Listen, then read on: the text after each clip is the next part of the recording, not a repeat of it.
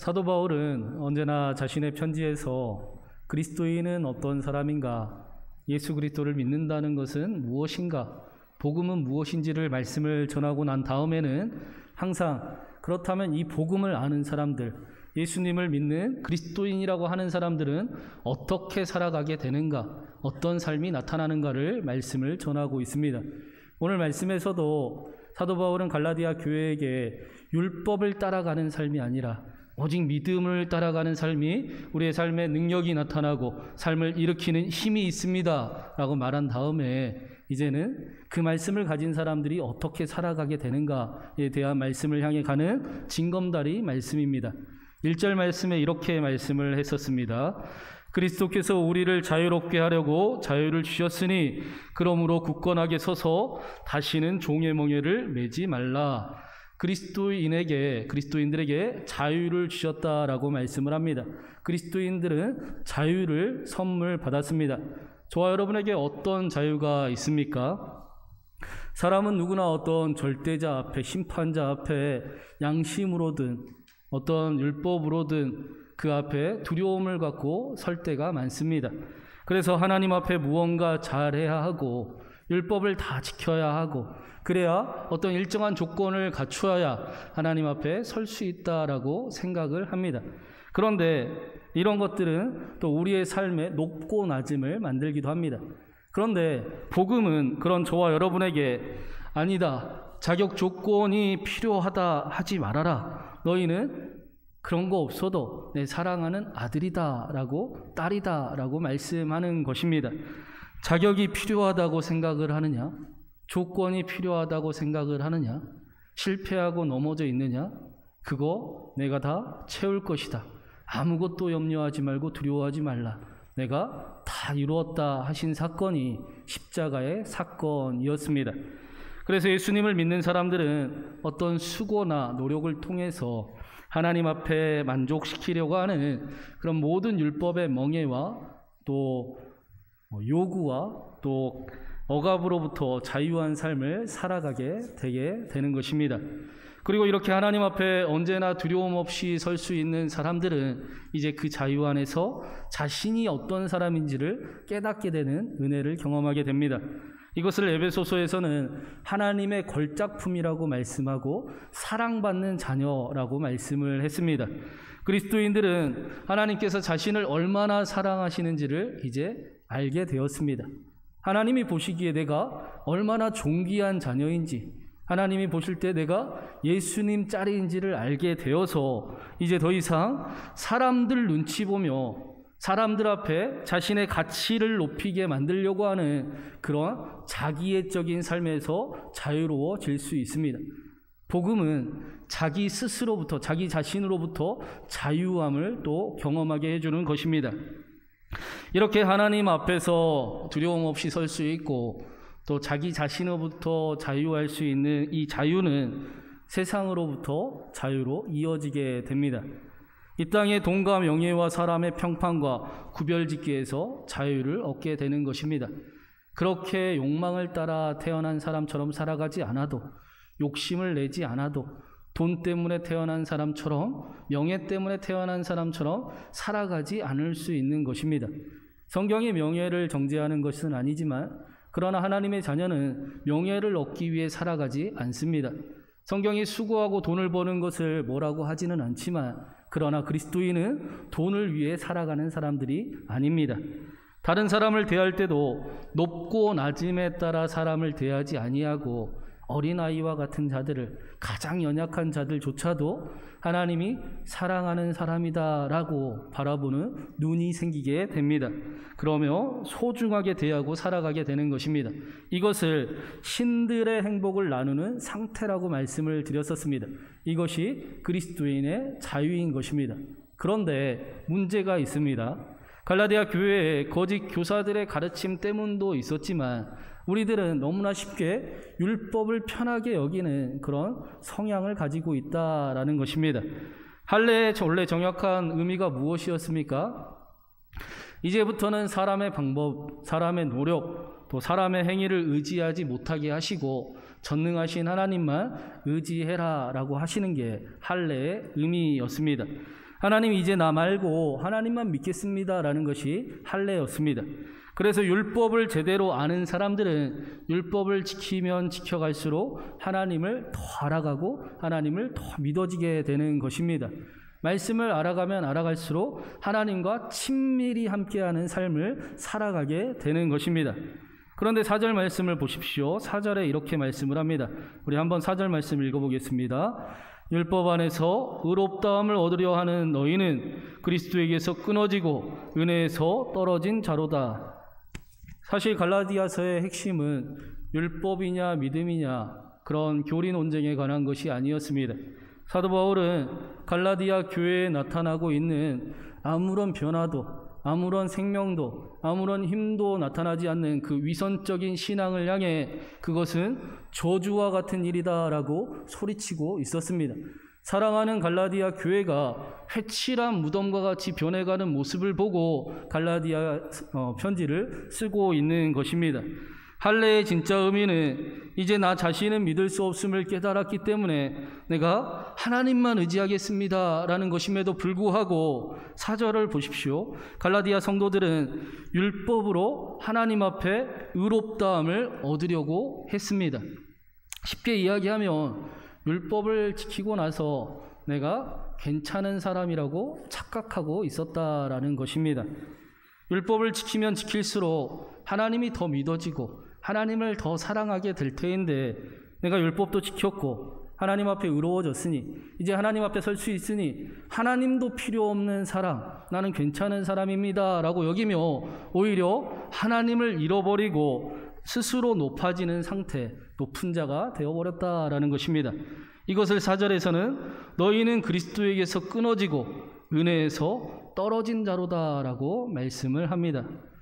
마가복음에 예수님께서 십자가를 지시기 바로 전날 마지막 밤에 제자들에게 마지막으로 해주신 말씀 중에 하나는 너희 모두가 배신자가 될 수 있으니 너희 스스로를 잘 살펴야 된다라는 말씀이었습니다. 그렇지 않으면 너희는 여전히 하나님의 나라가 아니라 너희의 나라를 이루어 갈 것이고 가짜 하나님의 나라를 이루어 갈 터이니 너희 스스로를 잘 살피는 삶을 살아가야 한다라는 것이 예수님의 마지막 말씀이었습니다. 왜 그렇습니까? 우리가 좋은 생각을 하고 좋은 말을 한다고 해서 반드시 우리가 좋은 사람은 아니기 때문입니다. 많은 사람들이 자신이 좋은 생각을 가지고 살아가고 또 좋은 말을 잘 한다고 심지어는 선한 행위를 한다고 자신이 좋은 사람이 된 것처럼 착각을 하며 살아갈 때가 많습니다. 여러분, 신천지가 사회와 교회에 큰 무리를 일으키고 있는데 신천지가 원래 처음에는 자신들의 매직 넘버인 14만 4천 명을 채우면 된다라고 이야기를 했었습니다. 그래서 14만 4천 명을 채우기 위해서는 너희가 거짓말도 그 일을 위해 거짓말을 하면 거짓말도 영광이라라고 가르쳤습니다. 그래서 신천지를 거짓의 사람들이라고 부릅니다. 그들은 거짓말을 부끄러워하는 것이 아니라 거짓말에서 14만 4천 명 신천지함에 들여보낼 수 있으면 그것이 나에게 영광이고 내가 하나님 앞에 칭찬받는 일이라고 착각하며 신앙생활을 하고 있는 것입니다. 그런데 문제는 14만 4천 명이 훨씬 넘어버려서 문제가 발생했습니다. 그래서 신천지가 어떤 이야기를 했는가? 이제는 세계 평화가 이루어지고 종교의 대통합이 신천지로 인해 이루어지면 그 일이 영생이 나타날 것이다. 여러분의 삶에 변화가 나타날 것이다 라고 가르치기 시작을 했습니다. 그래서 신천지가 이제는 이미지 메이킹을 하고 사회봉사를 하고 통일을 위해 힘쓰는 간담회를 하면서 마치 자신들이 정통 교단인 척하는 모습을 힘쓰고 있습니다. 반드시 저와 여러분이 좋은 생각을 하고 멋진 말을 하고 선한 행위를 하는 것은 굉장히 중요하지만 반드시 그 일이 우리를 선한 사람으로 나타내고 만드는 것은 아닙니다. 오히려 말과 삶이 다른 경우가 훨씬 더 많으면 우리는 잘 알고 있습니다. 그리고 말하는 대로 생각하는 대로 살아가는 것이 얼마나 쉽지 않은 일인가 또 잘 알고 있습니다. 뿐만 아니라 우리는 다른 사람의 자신의 허물은 바라보지 않고 다른 사람의 허물만을 이야기할 때도 많음을 또 잘 알고 있습니다. 우리가 말하는 대로 살아가는 대로, 말하는 대로, 생각하는 대로 삶을 살아가기 위해서는 그렇기 때문에 어떤 힘이 필요한 것입니다. 어떤 힘이 있어야 우리가 그렇게 신앙대로, 생각대로, 믿음대로 살아갈 수가 있습니다. 그래서 예수님께서 마지막 만찬의 자리에서 예수님께 말씀해 주시는 말씀이 한 가지가 더 있습니다. 마가복음 14장 22절에서 24절 말씀을 제가 한번 읽어드리겠습니다. 그들이 먹을 때에 예수께서 떡을 가지사 축복하시고 떼어 제자들에게 주시며 이르시되 받으라 이것은 내 몸이라 하시고 또 잔을 가지사 감사 기도하시고 그들에게 주시니 다 이를 마시며 이르시되 이것은 많은 사람을 위하여 흘리는 나의 피 곧 언약의 피니라. 우리가 너무나 잘 아는 말씀이고 성찬식에 우리가 나누는 말씀이기도 합니다. 그런데 여러분이 아마 대부분의 분들은 모르는 사실이 한 가지가 있습니다. 그것은 유대인들은 유월절 식사에서 포도주를 4번을 마시며 그 유월절 식사에 그 예식을 지켰다라는 것입니다. 4번의 포도주를 마신 이유는 출애굽기 말씀에 이런 말씀이 있어요. 내가 너희를 애굽의 무거운 짐에서 빼내며, 두 번째는 무거운 고통에서 건지며, 세 번째는 너희를 내가 구원하고 너희를 하나님의 백성으로 삼으며, 그리고 네 번째는 너희에게 내가 너희의 하나님인 것을 알게 하리라. 그렇게 4가지의 동사를 가지고 하나님의 사중적인 언약이라고 지키면서 4번의 포도주를 마셨던 것입니다. 첫 번째 포도주를 마실 때는 하나님이 우리를 빼내시는, 애굽의 무거운 짐에서 빼내시는 것을 기념을 했습니다. 두 번째 잔에서는 하나님께서 우리를 고통에서 건지신 일을 기념을 하면서 마셨던 것입니다. 세 번째 잔에서는 하나님이 우리를 구원해 주시고 하나님이 우리를 하나님의 백성 삼아 주셨음을 기억하면서 그 세 번째 잔을 마셨습니다. 예수님께서 받으라 이것은 내 몸이니라, 또 잔을 가지사 이것은 많은 사람을 위하여 흘리는 나의 피 곧 언약의 피니라 라고 말씀하셨을 때 마셨던 그 잔은 세 번째 잔의 그 포도주였습니다. 내가 너희를 구원하여 너희를 하나님의 백성으로 삼으리라 라는 잔을 마시면서 이것은 나의 피다, 많은 사람을 위해서 흘리는 나의 피 곧 언약의 피니라 라고 말씀하셨던 것입니다. 유월절 의미를 잘 알고 있었던 제자들에게는 하나님이 우리를 구원하신다고 하시는 그 잔을 마시면서 예수님께서 말씀하시길 그 일을 내가 이룰 것이다, 그 일이 죽음을 감당해야 되고 고통을 감당해야 되고 피를 흘려야 된다 할지라도 기꺼이 내가 생명을 내어주면서 너희를 구원할 것이고 너희를 하나님의 백성으로 살아가게 만들 것이다 라고 들렸을 것입니다. 예수님께서 너희 자신을 잘 살피면 너희가 그리스도가 구원자가 필요한 사람들임을 알게 될 터인데 그 일을 이제 내가 이룰 것이니 너희가 하나님의 자녀로 살아가지 못한다 하더라도 내가 너희를 하나님의 자녀로 살아가게 할 것이다. 하나님과 함께하는 삶을 살아가고 내가 십자가를 통해 보여주는 이 헌신을, 이 사랑을 기억하는 삶을 살아가라 라고 말씀하는 것입니다. 이것을 오늘 말씀 1절에서는 그리스도께서 우리를 자유롭게 하시려고 자유를 주셨다라고 말씀을 합니다. 우리는 그 자유를 공짜로 얻은 것 같아 보이지만, 아무것도 없이 받은 것 같아 보이지만 예수 그리스도께서는 십자가에 자신의 몸을 내어주시면서 피를 흘리고 주신 그 사랑이 담긴 자유라는 것입니다. 그래서 6절 말씀에서는 또 이렇게 말씀하는데, 우리 6절 말씀 한번 같이 읽어보겠습니다. 6절 읽습니다. 그리스도 예수 안에서는 할례나 무할례나 효력이 없으되 사랑으로서 역사하는 믿음뿐이니라. 할례나 무할례나 그렇게 중요하지 않다는 것입니다. 그것보다 그리스도인에게 중요한 것은 무엇인가? 그리스도인에게 훨씬 더 중요한 것은 할례나 무할례가 아니라 저와 여러분의 믿음이, 저와 여러분의 신앙이 사랑으로 역사하는 믿음인가가 훨씬 더 중요하다라는 것입니다. 그러면 사랑으로 역사하는 믿음이란 무슨 믿음인가? 이 사랑으로 역사한다라는 말은 수동태로 쓰여졌습니다. 사랑에 의해 움직여진다는 것입니다. 사랑이 그리스도인의 삶의 원동력이 된다는 것입니다. 그래서 저와 여러분의 믿음의 신앙이 그저 사랑이 나타나야 된다라고 말하는 정도가 아니라 그리스도인의 신앙은 사랑으로만 이루어지는, 사랑으로 나타나는, 사랑이 원동력이 되는 그런 믿음이 되어야 한다라는 것입니다.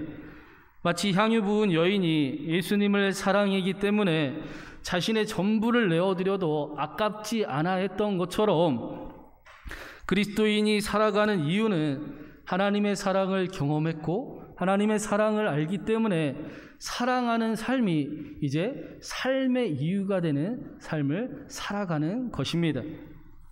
사랑을 사랑하면 하나님이 사랑이시기 때문에 사랑을 사랑하면 사랑이 나타날 수밖에 없는 것입니다. 그래서 오늘 말씀에서는 특별히 그리스도인의 자유를 정확히 이렇게 이야기를 합니다. 13절 말씀 우리 한 번 더 읽어보겠습니다. 13절입니다. 형제들아 너희가 자유를 위하여 부르심을 입었으나 그러나 그 자유로 육체의 기회를 삼지 말고 오직 사랑으로 서로 종노릇하라. 그리스도인의 자유가 무엇입니까? 오직 사랑으로 서로 종노릇하는 것이 그리스도인의 자유라는 것입니다. 그리스도인에게 허락된 자유는 사랑하기를 힘들어하고 사랑하기를 두려워하는 이 세상에, 그래서 사랑하기보다 아픔을 선택하고 고통을 선택해가는 어리석은 이 세대 가운데 마음껏 사랑할 수 있는, 사랑으로 종노릇할 수 있는 그런 삶이 그리스도인에게 허락된 자유라는 것입니다. 마음껏 사랑할 수 있는 삶을 저와 여러분이 선물로 받았습니다. 이것이 억지로 행하는 것이면 다시 율법주의로 빠질 것이나, 그러나 사도 바울이 내가 모든 사람에게 자유로우나 그러나 스스로 모든 사람에게 종이 된 것은 더 많은 사람을 얻고자 했던 것처럼 자원하는 마음으로 사랑하는 길을 걸어가면 절제가 되고 능력이 되는 것입니다. 사랑을 표현하는 헬라어 단어가 4개가 있습니다. 우리가 많이 들어본 에로스라는 단어는 남녀 간의 사랑, 육체적인 사랑을 이야기를 하고, 스토르게라는 단어는 부모와 자식 간의, 혈육 간의 사랑을 이야기를 합니다. 필리아라는 사랑은 친구 간의 우정, 사랑을 이야기를 하고, 또 마지막으로 아가페라는 사랑은 하나님의 사랑을 이야기를 합니다. 우리는 이 모든 사랑을 사랑이라는 한 말로 표현을 다 같이 하지만 고대 유대인들은, 고대 당시 헬라인들은 사랑을 이렇게 나누어서 표현을 했던 것입니다. C.S. 루이스는 사람은 에로스에 의해 태어나 스토르게로 인해 자라며 필리아에 의해 다듬어지고 아가페에 의해 완성된다라고 이야기를 했습니다. 사랑이 성숙되어 가고 완성되어 간다라는 것입니다. 예수님이 저와 여러분에게, 우리에게 어디까지 사랑을 완성하라고 말씀을 하셨습니까? 원수를 사랑하는 데까지 사랑을 완성해 가라라고 말씀을 하셨습니다. 오늘 말씀에서는 사랑으로 종노릇 할 때까지, 사랑이 무슨 종노릇 하는 것입니까? 사랑은 나의 유익을 위해서 구하는 것 아닙니까? 내가 인정받고 싶어서, 내가 사랑받고 싶어서 하는 것이 사랑인데, 사랑으로 종노릇할 때까지 사랑하라라고 말씀을 합니다. 우리가 어떻게 원수를 사랑할 수 있는가? 어떻게 종노릇하면서까지 사랑하며 살아갈 수 있는가? 기껏해야 우리는 나한테 잘해주는 사람들에게, 혹은 나에게 피해를 주지 않는 사람에게, 아니면 나보다 조금 더 연약해 보이는 사람을 사랑할 정도일 뿐입니다. 내가 사랑할 수 있는 상황이 되고 여유가 있을 때 사랑하고, 또 내 마음이 하고 싶을 때 사랑하는 정도의 삶입니다. 그런데 우리가 어떻게 사랑으로 종노릇하고 마음껏 사랑할 수 있는 삶을, 공동체를 만들어갈 수 있는가? 그렇기 때문에 우리의 믿음이, 우리의 신앙이 반드시 사랑으로 역사하는 믿음이 되어야 한다라고 말씀하는 것입니다. 우리에게 어떤 사랑받을 만한 모습이 전혀 없음에도 불구하고 우리를 먼저 사랑해 주신, 우리가 연약할 때도, 우리가 죄인 되었을 때도, 우리가 원수 되었을 때도 우리를 사랑한다라고 십자가에서 확증해 주신 그 사랑을 경험한 사람들이, 그 사랑을 아는 사람들이 마음껏 먼저 사랑하며 살아갈 수 있는 것입니다. 물론 사랑하기가 쉽지가 않습니다.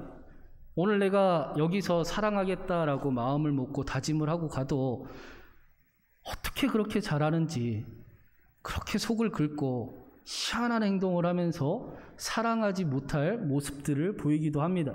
흠이 없어 보이는 것이 아니라 너무나 많이 보이기도 합니다. 그런데 사랑은 무엇이냐? 사랑은 흠이 없다고 생각하기로 결정하는 것이 사랑입니다. 부부끼리는, 연인끼리는, 사람과의 관계에서는 사귀다 보면 상대의 흠이나 다른 면을 보면 어떻게 합니까? 우리는 관계를 어떻게 끊을 것인가, 관계를 어떻게 이어갈 것인가를 고민하곤 합니다. 그런데 자녀와는 그렇지 않습니다. 자녀하고는 사랑을 끊을 수 없다라는 것을 잘 알고 있기 때문에 자녀를 대할 때는 먼저 사랑하기로 결정하고 대하기를 쉽게 합니다. 먼저 좋은 모습만 보고, 이쁜 모습만 보고, 좋은 생각만 하면서 이 아이를 내가 먼저 사랑하겠다라고 결정하며 사랑하는 게 자녀와의 관계입니다. 사랑하기로 결정하는 것이 사랑이고, 먼저 사랑하며 사랑하는 것이 사랑하며 살아갈 수 있는 비결인 것입니다. 너무나 많은 사랑하지 못할 이유와 사랑하지 않아야 될 핑계들을 가지고 있는 이 세상에 우리가 어떻게 자녀를 대하듯이 서로 대하며 마음껏 사랑하는 공동체를 만들어 갈 수가 있겠습니까? 그 사람들은 사랑으로 역사하는 믿음을 가진 사람들만 만들어갈 수 있는 것입니다. 먼저 사랑을 받아본 사람들만, 하나님이 자신을 아무 이유 없이 먼저 사랑하셨다는 사실을 안 사람들만, 그 사랑을 경험한 만큼, 그 사랑을 아는 만큼 사랑하며 살아갈 수 있는 것입니다. 어제 광고를 드린 대로 그 김용현 목사님과 이제 강사라 사모님이시죠. 강사라 사모님의 결혼회식을 잘 다녀왔습니다. 그 가정에 축하하고 감사하는 마음과 또 큰 아픔과 슬픔이 있었는데, 이 결혼식을 통해 새로운 일들이 나타나기를 소망하는 마음으로 그 자리에서 함께 앉아서 기도하면서 예식에 참여했습니다.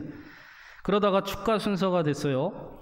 너무나 멋지고 사랑스러운 우리 교회 청년들이 축가를 한 다음에 그 다음 순서로 김용현 목사님의 친구 전도사님이 축가를 불렀는데, 마지막쯤 되니까 갑자기 김용현 목사님이 축가의 자리로 나가서 마지막 축가를 부르는 겁니다. 전에 같이 사역할 때는 몰랐었는데 노래를 꽤 잘합니다. 저보다 잘하는 것 같습니다. 잘하더라고요. 그런데 노래를 잘하는 정도가 아니라 아마 그 자리에 함께 계셨던 분들은 함께 느끼셨을 것입니다. 가사가 이런 가사였어요. 나 이제야 나 태어난 이유를 알 것 같아요. 그대를 만나 죽도록 사랑하는 게 누군가 주신 나의 행복이죠. 제 마음에 들리기는 신랑 김용현 목사가 신부 강사라 자매에게 당신에게 큰 아픔이 있지만 이제 내가 회복할 것입니다. 내가 더 큰 사랑 당신에게 보여줘서 당신이 기쁘고 행복하게 만들 것입니다 라고 들렸습니다. 큰 아픔을 겪었던 가정에 큰 사랑이 더해지니 기쁨이 되고 또 다시 일으키는 힘이 되는 것을 보는 시간이었습니다. 사랑이 아픔을 이기고 다시 일어나게 하는 것입니다. 사랑하는 여러분, 저는 우리 신광교회가 하나님의 사랑을 깊이 아는 교회요, 또 성도들이 되기를 간절히 바랍니다. 그래서 먼저 사랑하기를 결정할 수 있는 힘이 들고 두려운 세상에 살아가지만, 그러나 사랑하기를 용기 있어 먼저 사랑하기를 결정할 수 있는 저와 여러분이 되고, 그 일로 인해 사랑하지 못해서 만나고 있는 수많은 문제들을 이기고 회복하고 사랑으로 인해 사랑으로 역사하는 믿음을 가진 성도들이 되길 그래서 하나님의 나라를 이루어가길 주님의 이름으로 축원합니다. 이 시간에 같이 함께 찬양할 텐데요. 하나님의 사랑을 내가 알고 하나님의 사랑을 내가 표현하는, 나타내는 삶을 살아가겠습니다 라는 고백 담아서 함께 찬양하며 나아가겠습니다.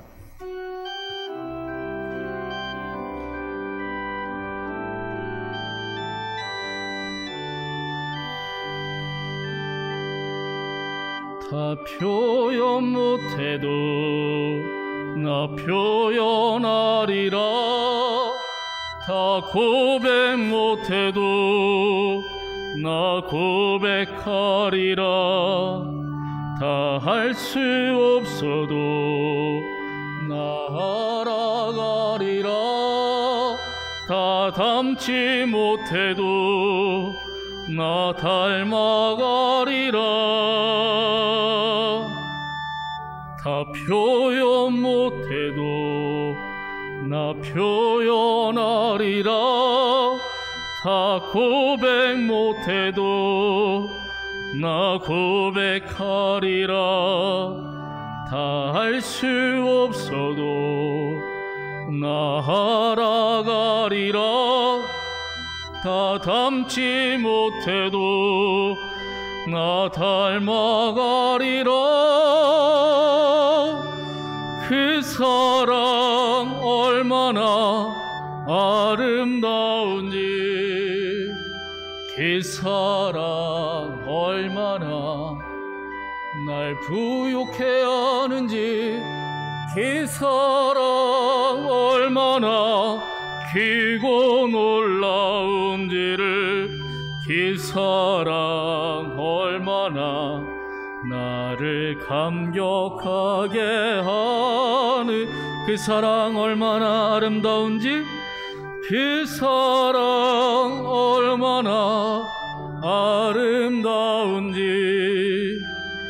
그 사랑 얼마나 날 부욕해 하는지, 그 사랑 얼마나 크고 놀라운지를, 그 사랑 얼마나 나를 감격하게 하는지.